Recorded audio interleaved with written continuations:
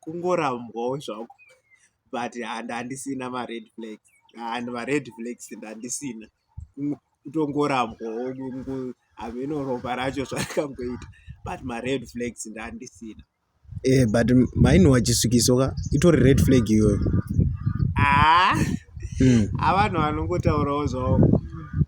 Chisukiso ndakageza nacho ka1 vanhu ndo vanozofamba vachitaura kuti pamwe ndogeza nechisukiso everyday, handese 1 day.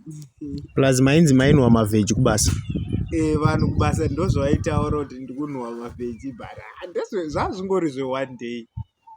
But ndo mamwe ma-red flags acho kunwa chisukiso red flag.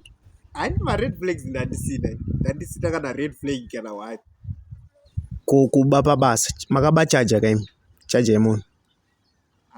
Pabasa ndaisamboba ini zvokuti ndikatomboba zvinotozikanwa kuti ndakaba. Makaba chaja yemunhu yakaendepi? Muri kunzi pabasa makaba chaja. Taura itinzvo. Handina kuba. Ndakatora handina kuba. Muchitora musina kupiwa. Ndokuba kwacho ndo red flag. Ma-red flags ndandisina zvo. I-red flag. Ndandisina kana red flag kana 1. Plus mwana ngasingafariri kabhachi kenyu kaya. Anzi bhachi rani? Kabhachi kamaipfeka ako. Asikafariri bhachi rangu? Haiya sutu ke. Sutu yandakatenga kwanhingirini kunotengeswa masutsu uko. But ndeyepingi. Handi ndeyepingi.